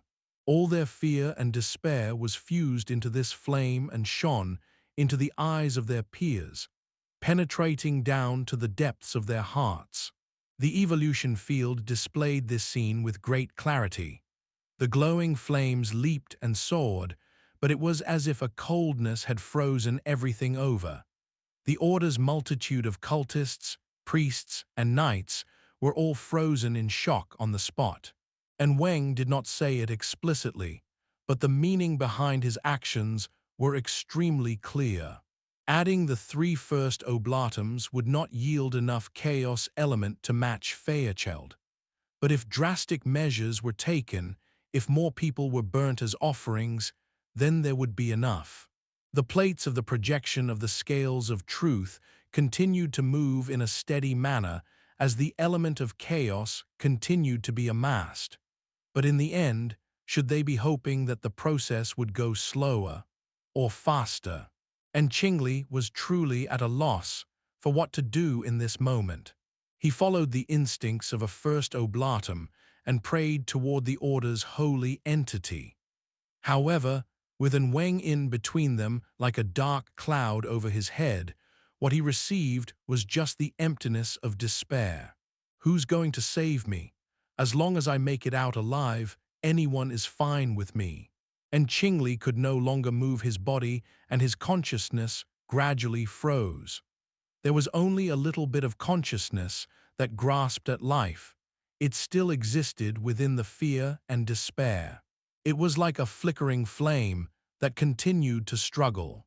The ice-cold darkness descended upon him slowly, and his flame of hope gradually sank, growing fainter and fainter. But when this flame was pressed into the depths of his soul, when this hope let out its final glow, it shone with a bizarre shadow that was seemingly familiar. Another intense shiver ran through Qingli. The mental connection had yet to fully surface when arthropod limbs, which were more akin to sharp blades, pierced the depths of his soul. They bent, squeezed tight, and ground against each other. Chapter 124, 2 Arachnids, Part 1-2. Translator, Strivon. And Weng maintained the special triangular hand seal, and dark flames ignited from the triangular cavity. The flames spread to the palms, to the arms. They gradually covered the chest, reaching all the way to the head. These flames burned not like coal, but in a more economical fashion. Essence energy was extracted bit by bit, and was ignited to display 120% of its original energy. And Weng burned, and it was no different with Zheng Xiaoro.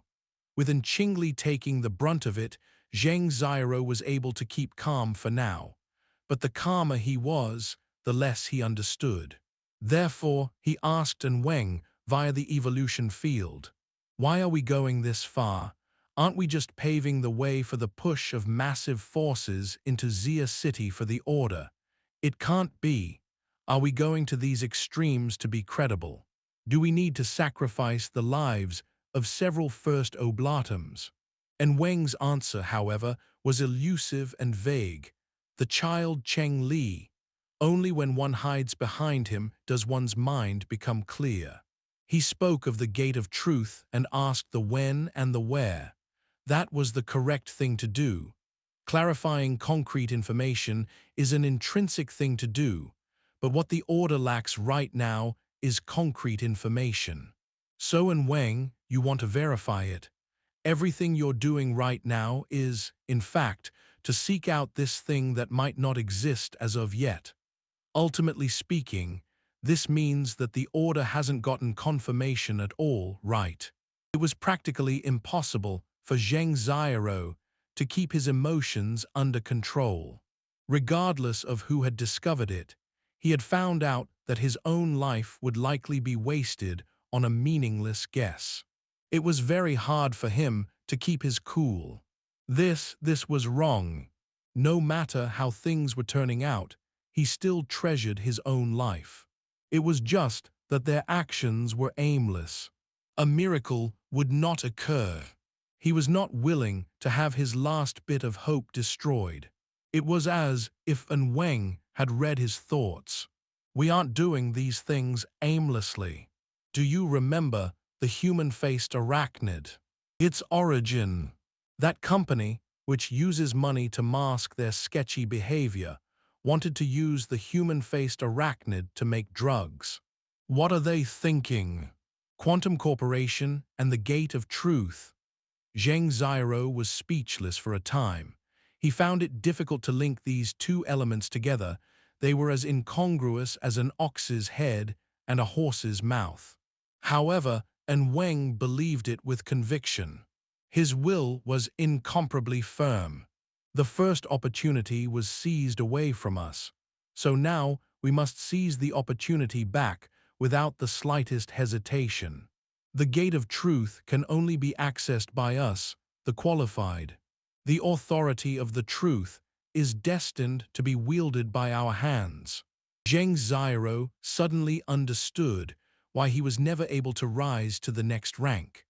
Perhaps the 100 who stood at the peak of the entire order were all paranoid madmen like Weng. He was about to give up on the conversation, but then a thought throbbed unwillingly from the bottom of his heart. Weng. And at this time, the centenarian he faced used the most First Oblatum way to speak to him. Pray then, child. Pray that the gate of truth is in Xia City. Or pray as the scriptures say. Beneath thick clouds lies islands covered with boiling magma, while demons bound in chains fly within clouds. Order binds disorder. Disorder consumes order. Perhaps we will search to the ends of the clouds and find powerful demons, and as described in the Holy Scriptures, the demons will traverse space. For they come to replace us, to replace our positions. Screw your demons, screw your scriptures. Each of the 3 First Oblatums could hear any conversation within the evolution field. Perhaps it was due to being stimulated by certain information, but Chingli miraculously had a bit of sanity restored to him. He had used his thoughts to let loose this roar. But in the blink of an eye, a storm of crazed emotions came blowing. And Chingli's little bit of thought was like a thin thread that could break at any time. It moaned within the storm. He's more persistent than I expected. How excellent. And Weng was extremely satisfied with his grandnephew's reaction. As for Zheng Xiaoro, his heart went completely cold. He reacted as well by throwing his consciousness into the core of the evolution field. Unbeknown to him, the 2 ends of the scales of truth had formed a straight horizontal line parallel to the 3 corners of the evolution field. The life force of the 3 First Oblatums, 8 Oblatum knights, several dozens of priests and knights were all seeped with hearts of terror and craze. These emotions fused together to form elements of chaos. The quantity was notable under Chingli's massive output, causing a rarely seen equilibrium to form with Fairchild at this very moment. Zheng Xiaoro opened his mouth, but no words came out. His thoughts cast his last message: we are still in the spatial rift. And Weng's response was like a placebo, comforting but meaningless. Child, you need to understand one more thing. This is an opportunity, a wonderful opportunity. As the old man's thoughts clarified things, Zheng Zhiro suddenly felt a shudder run through his body and soul. The three-dimensional structure erected within the evolution field, the projection of the scales of truth and its fulcrums, the three First Oblatums, began to tremble and warp. The entwining effect of energy was far too complicated, and it was hard to observe, but it ultimately formed outward wave motions that instantly swept across the material plane of the logic world. Zheng Zhiro could see Ouyang Chen at this time. This man, who was the #1 expert in theory within Xia City, was frowning. His gaze was cast toward the manifested projection of the scales of truth. And Weng did not need to have the evolution field switch images to be able to view this scene. All Zheng Zhiro needed to do was to send information back via the spreading and scanning waves. Zheng Zhiro had collected even more information than just images pertaining to Ouyang Chen. For instance, he had an approximate understanding of the boundary of the logic world. It was the area of the building complex consisting of the three connected buildings. It was approximately just over a kilometer in radius. And so he arrived at a question. What sort of experimental testing was Ouyang Chen conducting if they were sealed inside from start to finish? Before he could come up with an answer, something happened with the frequency of the waves that were being directed by the scales of truth.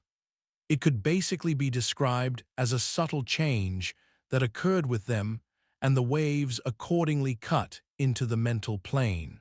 According to the ancient writings of the order, the mental plane was like an unbounded ocean. It was incomparably vast and incomparably deep. Man's mental consciousness was like a fishling. Some people could only slosh about within the shallow regions of the sea. Some people could swim 10,000 meters deep. Of course, this was merely an analogy. It was exceedingly different to reality. Regardless, entering the deep sea was an extremely difficult task. The Order's ancient writings pertaining to cultivation approximately divides the mental plane into different regions: shallow, middle, deep, abyssal, and absolute. 5 regions. As a clear-sworn First Oblatum, Zheng Zhiro could only slosh about at the border to the middle region even in his peak state.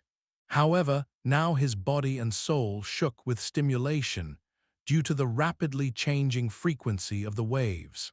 It was as if he was warped and distorted into an ugly, devilish fish. He suddenly penetrated downward, entering deeper into regions of the deep sea that he had never tasted. Here he was under the pressure of a terrifying amount of information. Zheng Zhiro moaned. All he could feel was an intense morphing of the flesh and bones of his entire body. His soul was soon deformed beyond recognition. The extreme pressure brought him extreme pain, for within it came an abundance of information.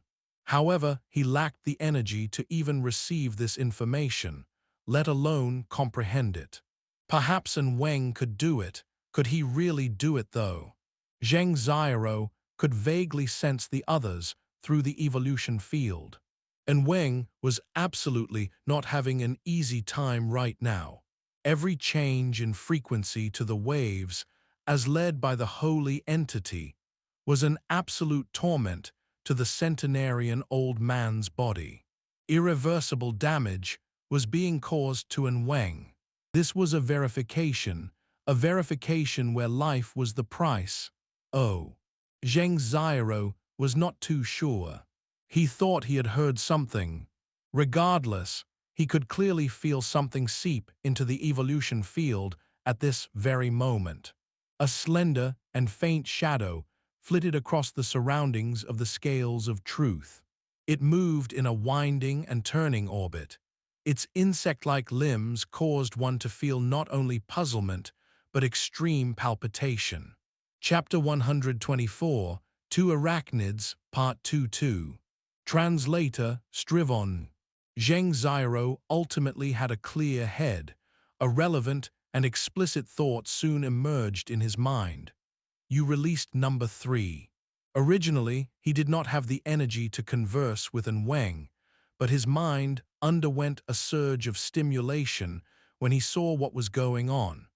He had actually squeezed out the last bit of his energy. And Weng did not respond, likely because he could not afford the time to. For at this moment, the sound of an explosion could be heard, and half of Building A's roof suddenly collapsed. The glaring light that shone through was like a miniature sun. It came soaring up from below. Fairchild strode out from within the pulsing waves of light. He advanced quickly toward the burning and Weng behind the spell formation. 20 meters away, Ouyang Chen was gently shaking his head. Such a subtle action did not escape Fairchild. He turned to look, his gray eyes staring fixedly at this extraordinary who could already be considered a spectator. Fairchild's deep voice seemed to be able to shake the entire air atop the roof. Do you still believe we're in a laboratory? In a certain sense, yes, Ouyang Chen calmly admitted. This logic world is my laboratory.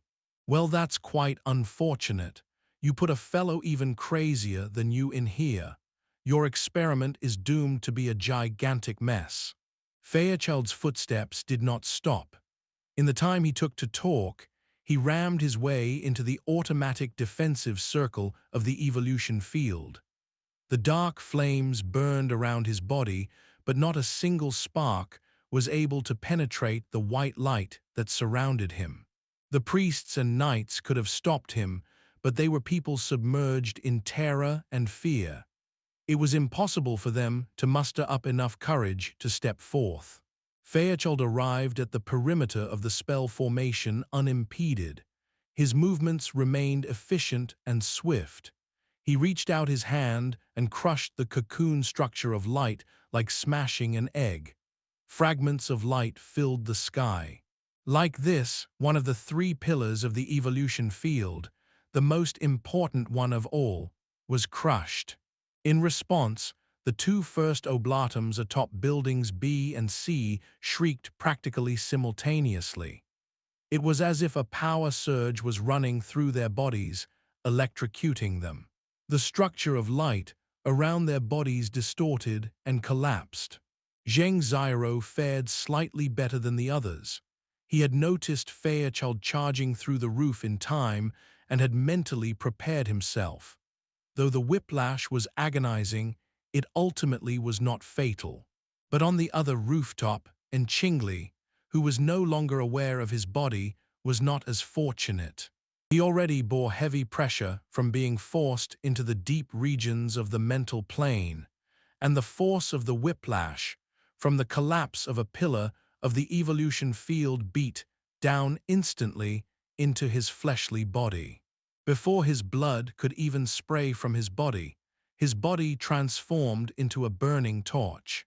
The tearing of his flesh and the pain of being burned incinerated Qingli's willpower to ashes. He fell to his knees and then collapsed to the ground. A howl of agony boiled from him, growing weaker and weaker with time. And atop Building A, the dark flames around Weng's body exploded out to cover half a meter. The intensity of the burning had increased by who knows how many times. His clothes and his withered body all ignited with flames. The light of the flame glowed through his body, and through the flame light, one could even see the emptiness behind him. But Weng just stood there calmly. He maintained the triangular sealot that was linked with the evolution field. He just lifted his head slightly. His eyes, which were still turbid within the flame, locked with Fairchild's gray eyes. His mouth opened slightly the instant they crossed gazes. He uttered with a weak voice that came from his scorched throat, Those who yearn for the truth will find themselves on the two sides of the scales, but not at the mercy of chaos. Fairchild made another step, his fist striking directly at Weng's head. Under the force of the fist and the flames burning within the body, the old man's skull was instantly turned into a splatter of fire. One blow, one kill. Fairchild's expression did not even change a hair, for he knew that there was not too much significance behind his actions. His fist twisted a bit before he pulled it back, and an invisible shock wave was set off on the material plane. The wave collided with the mental plane and penetrated it deeply. However, the wave was still slowed, and a certain formless shadow leaped out from Weng's burning husk to hide into the depths of the void. Fairchild lifted his head, and his gaze faced the center of the triangle formed from the three buildings, the void right above Frost River reality. There, the manifestation of the scales of truth's projection was erected within rippling waves of light. The evolution field could completely collapse at any time, having lost a pillar, but the projection of the evolution field appeared to be as stable as before. This was not merely a marvel of this holy entity, a new power was supporting it. Zheng Xiaoro could no longer keep himself standing atop building C. He collapsed, sitting on the ground with the body he could barely control. He stared blankly at the projection. Such a malevolent image could only turn uglier within the warping waves of the evolution field. The insect limbs, which had only occasionally streaked by, appeared before his eyes under this serious warping. Of course, it was no longer an insect. It was a wraith distinct to the eyes. The fine limbs slashed within the rippling light, and this monster's body, a fusion of man and arachnid, climbed the base of the scales of truth. Its 6 demonic eyes flickered and gleamed, and no one knew just who it had its attention on. Number 3, Zheng Xiaoro murmured. Number 3 was a human-faced arachnid. The Order of Justice was one of the first to identify the human-faced arachnid, to capture and utilize the human-faced arachnid's power. With accurate information, they relied on the first mover's advantage to capture a total of 5 human-faced arachnid clones within the past dozens of days. They named them numbers 1 through 5 in order. They performed research and testing on the human-faced arachnids. 4 of the human-faced arachnid clones consumed each other. 1 specimen was sent to the Oblatum. In the end, all that was left was number 3, always kept by Weng's side. No one knew that Weng's plans for it would be like this. Number 3, who had hidden itself until now, actually appeared due to Fairchild smashing Weng's skull. Moreover, a step earlier, it threw itself into the evolution field that was on the verge of collapse. Right in the moment of Zheng Xiaoro's dazed state, his thoughts that led the evolution field linked up with a mass of restless and chaotic energy. Human-faced arachnid, number 3. Zheng Xiaoro instinctively wanted to use techniques to control the human-faced arachnid and ensure authoritative control. But past the mass of chaotic energy, he touched a facet that was crystal clear. The conscious information was like light rippling waves, and its frequency was so very familiar. Zheng Xiaoro's blood ran cold. As Weng, number 3 did not respond, but Zheng Xiaoro could see its 6 demonic eyes, and its ugly head turn toward a different direction. The rooftop of Building B and Qingli was located over there. In the next moment, the facet which he could feel from number 3 suddenly disappeared. Before Zheng Xiaoro could rely on his mental perception, which he had yet to completely withdraw from the mental plane, to lock onto the location of this facet, number 3 had rammed its way into the depths of the mental plane. Its target was clear. It instantly made its way over the rooftop of Building B, and its sharp limbs pierced down. Before the attack could land on its target, a different wraith soared from Enchingly's destroyed body, which had nearly burned to nothing by now. The wraith leaped into the void. Zheng Xiaoro saw it clearly. It was another human-faced arachnid, a secret stash from the spoils of war. A consciousness suddenly appeared, and it was extremely clear.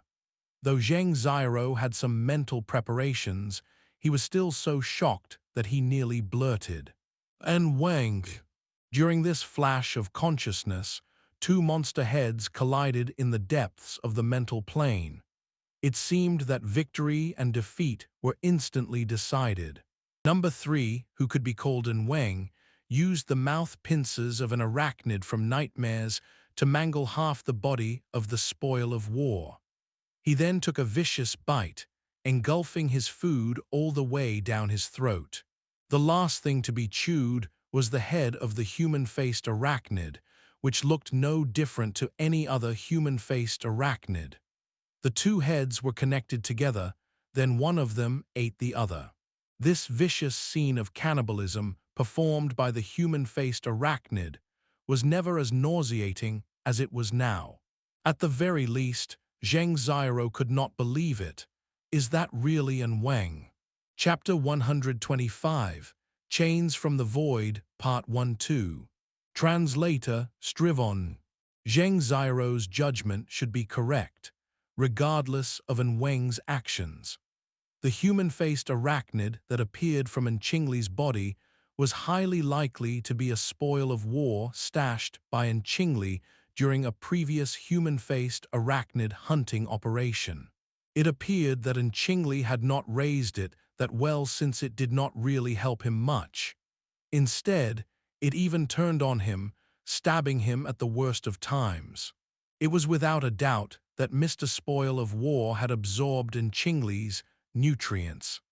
But there was still an innate difference between it and number 3, who had consumed much of its kind. Mr. Spoil of War probably felt the difference between it and number 3 and had its heart set on fleeing. But before it could make a single step, its nutrients sprayed out as it turned into a part of number 3. Zheng Xiaoro sensed the entire human-faced arachnid consuming process fairly clearly. This was not a nice experience at all.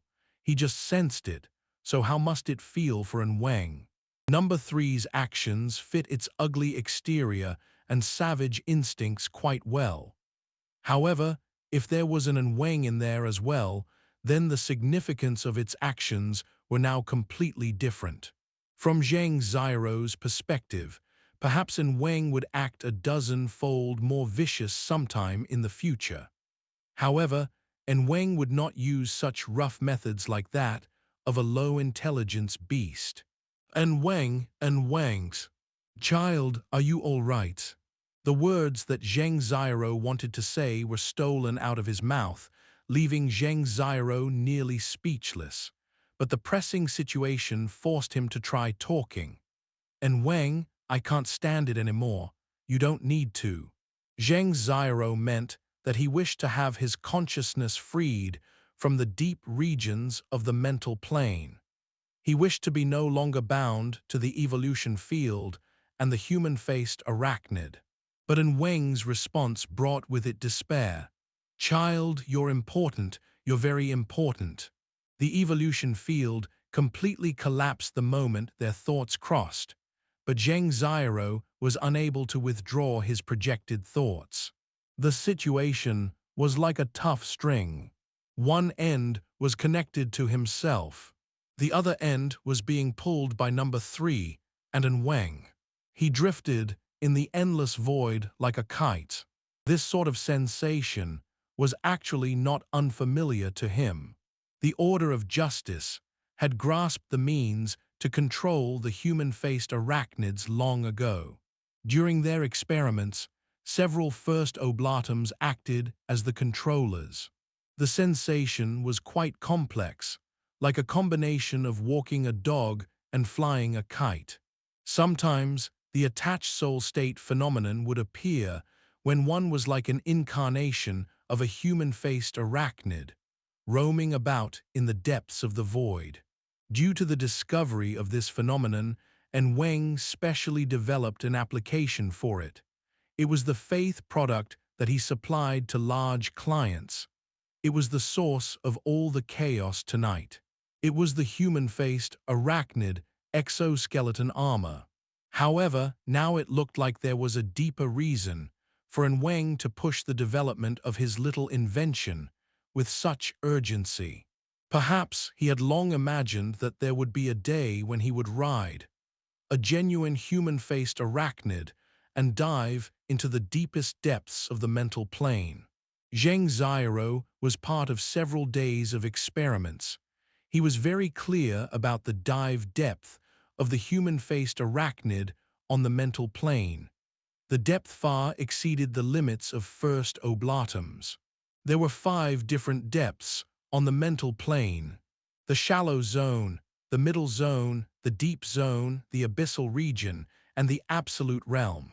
They were also known as 3 zones, 1 region, 1 realm. Those who were not extraordinaries would find it hard to enter the latter 2 levels unless they were powerful, mentally specialized B-rank ability users. Zheng Xiaoro's limit was the middle zone, while Weng could only stop at the deep zone, even with his profound accomplishments in the cultivation of the mind. He would need the blessing of their holy entity to enter the deeper areas, and he would need to pay a considerable price. But from the perspective of the human-faced arachnid, staying in the deep zone was the most natural thing to do. They could enter the abyssal region any time they wanted, and could even reach the depths of the absolute realm. These areas were completely disconnected from the material plane. Any instrument that was purely physical would find it impossible to observe their existences. These dark-side life forms followed their instincts completely. It could be said that they lacked intelligence. It was because of this that they would actively go the shallow zone due to the allure of food and react to the emotions and consciousness of humans. Only when this happened did people have the chance to capture them. Yes, when the human-faced arachnid interfered with an external object, the depth at which it could hide was affected. The degree it was affected was related to the diving depth of its target on the mental plane. The closer their 2 depths, the less the human-faced arachnid was affected. Zheng Xiaoro had an approximate understanding of the decisive methods that Weng had employed. Perhaps Weng could reduce the effects of the interference to the very minimum by utilizing the human-faced arachnid's innate gifts. In this way, Weng sought to find the gate of truth that was hidden away in the depths of the endless void. Weng had already made his move. The marvelous probing waves of the evolution field was transformed through the human-faced arachnid and cut deeper into the mental plane. Zheng Xiaoro was not too clear about the concrete details of the probing process. After all, he was a kite string.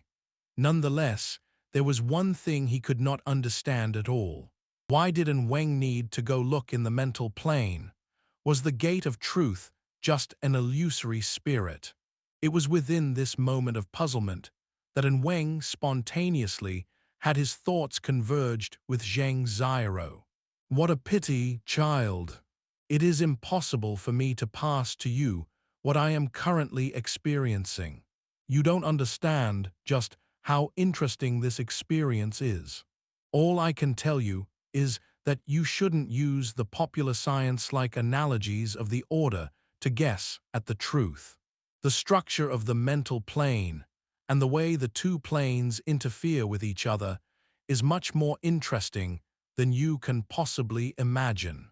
Of course, we need to give much thanks to Ouyang and give much thanks to his laboratory. Atop of Building A, Fairchild turned to look at Ouyang Chen, who had just walked over to his side. "How long are you going to let your laboratory corrupt Weng for?" Ouyang Chen loosened his bow tie to get into a more comfortable state. However, he also increased his concentration at the same time.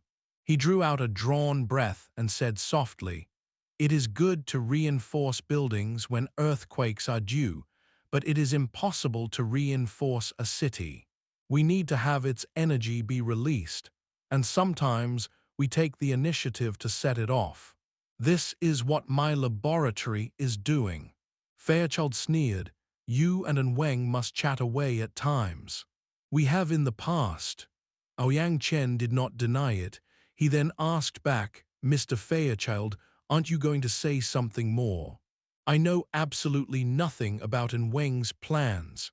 I'm referring to the matter with the human-faced arachnid." Human-faced arachnid. This dark-side life form is much more marvelous than we imagined. Quantum Corporation has their own theories, and the Society's research yields different theories. Of course, there's also the Order of Justice. Within the ancient scriptures of the Order of Justice, does the human-faced arachnid have a place? Fairchild sunk into thought. He had to recollect some memories and consider his options. But further development of the situation did not give him much time. And Weng controlled the number 3 that floated in the depths of the void. It switched frequencies the 5th time, and this time there was a subtle difference. And Weng was uncertain about what he saw, so he cast his consciousness over in utter concentration. However, a more substantial change occurred within number 3. It occurred within the depths of the human-faced arachnid's intrinsic mass of chaos.